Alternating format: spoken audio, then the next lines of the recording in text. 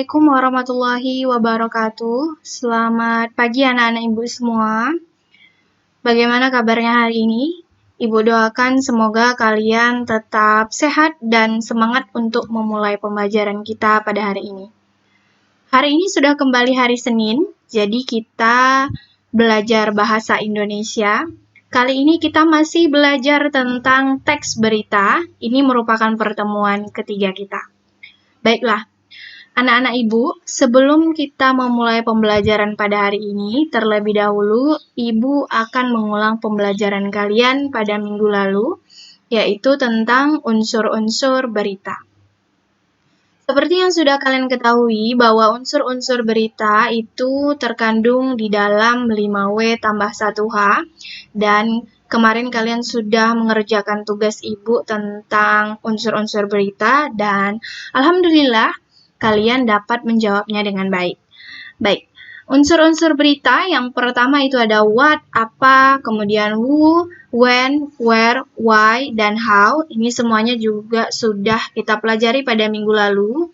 Dan kalian sudah mengetahui apa arti dari unsur-unsur berita ini satu persatu. Ya. What itu merupakan kejadian atau peristiwa apa yang ada di dalam sebuah berita. Who, pelaku-pelaku yang ada di dalam sebuah berita. When, kapan, berarti menanyakan tentang waktu terjadinya peristiwa dalam sebuah berita. Sedangkan where, menanyakan tempat, yaitu tempat di dalam sebuah berita.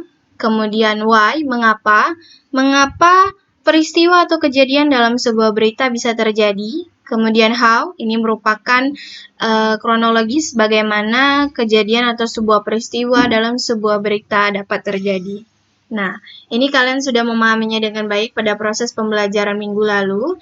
Kita lanjutkan. Pada pembelajaran minggu lalu kemarin, Ibu juga sudah menjelaskan tentang jenis-jenis berita yang terbagi kepada 3 bagian. Dan yang 3 bagian ini juga terbagi lagi. Ada berita elementary, intermediate, dan advance. Nah, satu persatunya juga memiliki anak-anak yang lain lagi. Itu juga sudah kita pelajari pada pertemuan minggu lalu. Baiklah, kita akan melanjutkan materi kita pada hari ini. Sebelum memasuki materi, kalian harus mengetahui tujuan pembelajaran yang harus kalian capai pada proses pembelajaran kali ini. Yaitu yang pertama, kalian mampu meringkas pokok-pokok isi berita yang dibaca dan didengar. Yang kedua, kalian juga harus mampu menyimpulkan pokok-pokok isi berita yang dibaca dan didengar. Dan yang ketiga, siswa harus mampu memberikan tanggapan berdasarkan berita, baik berita yang dibaca dan yang didengar. Baiklah, langsung saja kita masuki materi pembelajaran kita yang pertama, yaitu tentang meringkas pokok-pokok berita.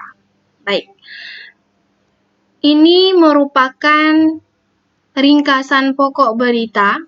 Di sini, Ibu tampilkan. Yang ini merupakan sebuah berita yang berjudul Pelabuhan Merak Menjelang Lebaran. Nah, 10 hari menjelang Lebaran, Sabtu tanggal 15 bulan November, pelabuhan penyeberangan Merak mulai dipadati truk-truk. Truk-truk tersebut mengangkut barang non-9 bahan pokok atau non-sembako. Dan seterusnya, ini merupakan berita yang terdiri dari 3 paragraf. Nah, kita akan mencoba untuk membuat ringkasan beritanya. Nah, jadi kalian bisa baca sendiri nanti lebih detail supaya lebih paham. Ringkasan berita yang berjudul Pelabuhan Merak Menjelang Lebaran itu adalah Pelabuhan Merak dipadati oleh truk-truk pengangkut barang non-sembako pada 10 hari menjelang Lebaran, yaitu Sabtu 15 November. Kondisi tersebut disebabkan adanya larangan melintas bagi truk non-sembako pada tanggal 21 sampai 25 November. Nah, jadi berita yang tadi Ibu tampilkan itu, Ibu sudah buat ringkasan pokok beritanya, yaitu ini dia. Kalian bisa lihat pada layar. Nah, teks berita tersebut disusun berdasarkan unsur-unsur pokoknya. Apa saja unsur-unsur pokok berita yang tadi sudah Ibu sampaikan di awal, yaitu apa, siapa, kapan, di mana, mengapa, dan bagaimana.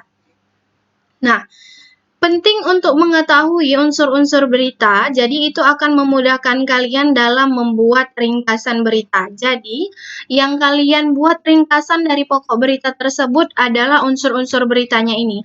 Harus mengandung ke 5W tambah 1H ini.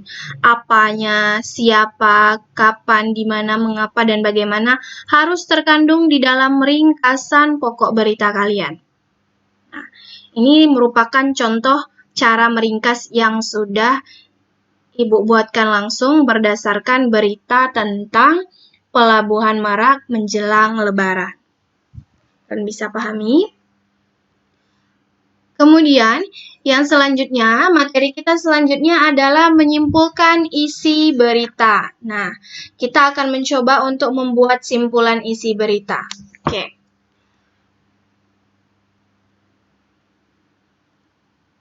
Kesimpulan merupakan kata-kata akhir dari suatu uraian. Merupakan kata-kata akhir. Kata-kata akhir di sini bukan maksudnya kata-kata penutup. Bukan ya. Kesimpulan itu merupakan bagian akhir yang berisi tentang hal-hal penting dari sebuah berita. Nah, di dalamnya terdapat unsur-unsur berita tentang rumusan yang lebih ringkas, yang lebih singkat, tapi padat dan jelas. Nah, kesimpulan isi berita harus memanfaatkan ringkasan kita sebelumnya. Yang kita buat ringkasan sebelumnya tadi, terdapat pokok-pokok informasi yaitu yang berupa 5W tambah 1H. Nah, ini merupakan contoh simpulan isi berita.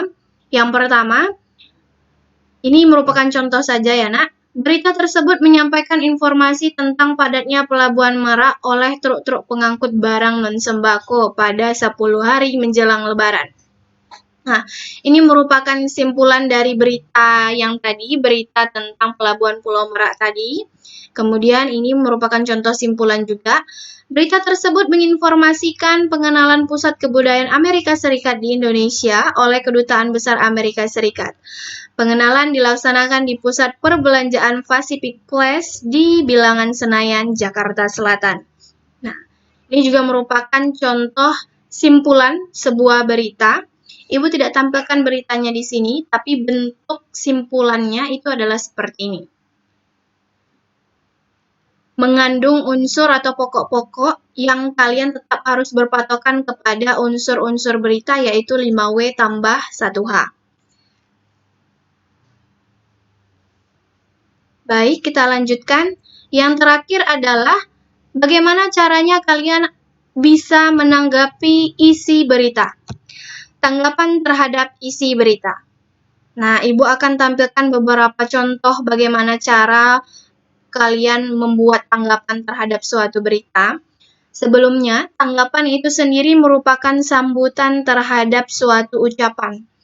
Sambutan di sini bukan berarti kata sambutan ya, Nak, tapi kata atau kalimat yang disampaikan setelah suatu pernyataan, kemudian disambut menggunakan tanggapan. Itu disebut dengan tanggapan. Nah, tanggapan di sini itu dapat berisi tentang kritik, komentar, atau bisa juga tentang saran mungkin. Karena tanggapan itu tidak selalu kepada hal-hal yang negatif, tapi bisa juga kepada hal-hal yang positif. Nah, aspek yang ditanggapi itu bisa berkaitan dengan isi berita atau bahasa yang digunakan dalam sebuah berita. Misalnya kalian menonton atau misalnya kalian membaca koran, itu kalian tidak paham tentang isi beritanya. Kenapa? Karena bahasa yang digunakan itu terlalu tinggi atau misalnya bahasa yang digunakan tidak dipahami. Nah, bisa kalian berikan tanggapan seperti itu. Itu namanya kritik atau memberikan komentar. Nah, di sini Ibu akan berikan contoh tentang tanggapan terhadap sebuah berita. Saya kira informasi yang disampaikan berita itu cukup akurat karena isinya tidak jauh berbeda dengan informasi-informasi yang disampaikan sumber berita lain. Yang kedua, informasi yang disampaikan berita tadi malam masih diragukan kebenarannya. Setelah saya cross-check dengan berita dari sumber lainnya ada yang berbeda, terutama di dalam penyampaian informasi jumlah korban. Jumlah korban tidak sebanyak dengan yang diinformasikan dalam berita itu. Nah, ini adalah dua contoh tanggapan, bagaimana cara kita memberikan tanggapan terhadap suatu berita. Awali dengan kata saya kira, menurut saya, atau informasi yang disampaikan dalam berita. Nah, itu merujuk kepada berita itu sendiri ya. Tetap yang harus kalian ingat itu adalah berikan tanggapan dengan menggunakan bahasa yang sopan dan memperhatikan kaidah-kaidah kebahasaannya. Ini merupakan contohnya, contoh memberikan tanggapan. Kita lanjutkan. Nah, selanjutnya kalian akan mencoba untuk memberikan tanggapan dan menyimpulkan sebuah berita. Nah, seperti yang sudah kalian lihat di layar, Ibu nanti akan menampilkan sebuah berita, video berita. Kalian akan simak video beritanya. Kemudian kalian nanti akan mencoba untuk menyimpulkan dan menanggapi berita tersebut. Baiklah, silakan kalian simak baik-baik beritanya.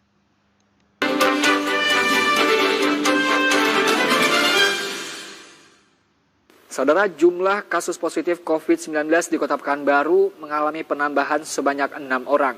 Saat ini terdata angka kasus positif COVID-19 di Kota Pekanbaru mencapai 166 kasus. Tanggal 30 Juli tahun 2020, kami laporkan perkembangan kasus COVID-19 di Kota Pekanbaru. Yang pertama untuk kasus konfirmasi bertambah 6 orang yang biasa PDP kita sebut dengan kasus suspek ya. Jadi untuk kasus positif kita sebut dengan kasus konfirmasi dan kasus ODP kita sebut dengan kasus sementara. Jadi untuk total kasus konfirmasi atau kasus positif hari ini totalnya berjumlah 166 orang. Jadi untuk total kasus konfirmasi atau kasus positif hari ini totalnya berjumlah 166 orang, di mana 55 orang masih dirawat, 105 pulang dan sembuh, dan 6 orang meninggal dunia. Sedangkan untuk kasus suspek hari ini bertambah 5 orang, total kasusnya berjumlah 37 orang yang masih dirawat, 841 sehat dan pulang, dan 905 total keseluruhan 959 orang. Oke, baiklah anak-anak Ibu. Itu tadi adalah sebuah cuplikan berita. Kalian sudah mendengarkannya tentang berita tersebut. Nah, yang akan kalian lakukan atau latihan yang akan kalian kerjakan adalah perhatikan layar. Nah, ini ada 2 soal yang akan Ibu berikan kepada kalian sebagai latihan. Yang pertama adalah simpulkanlah pokok-pokok berita yang kamu dengar. Kamu tadi sudah mendengarkan cuplikan sebuah berita, jadi silakan kamu simpulkan pokok-pokok berita yang kamu dengar. Kamu membuat kesimpulan, seperti yang sudah Ibu jelaskan tadi, bagaimana cara membuat kesimpulan, dan sudah Ibu berikan contohnya kepada kalian tadi. Silakan dilihat kembali lagi nanti ya. Yang kedua, memberikan tanggapan. Berikan tanggapanmu terhadap berita yang kamu dengar. Nah, kamu tadi juga sudah mendengarkan sebuah berita yang Ibu tampilkan dari video tadi. Kamu berikan tanggapanmu terhadap berita tersebut. Apa yang menurutmu kurang, atau misalnya kamu ada kritik atau komentar dan saran, silakan kamu tuliskan. Cukup 2 soal ini saja. Kamu silakan buat di dalam buku latihan bahasa Indonesiamu. Kemudian kamu tulis soalnya dan silakan jawab. Kalau misalnya kurang jelas, silakan kamu putar kembali lagi yang tadi berita yang Ibu tampilkan tadi, videonya tadi. Silakan kamu ulang-ulang supaya kamu dapat menjawab soal yang Ibu berikan. Baiklah anak-anak ibu, demikianlah proses pembelajaran kita pada hari ini. Semoga apa yang ibu sampaikan pada hari ini dapat kalian pahami dengan baik dan kerjakan tugasnya dengan baik.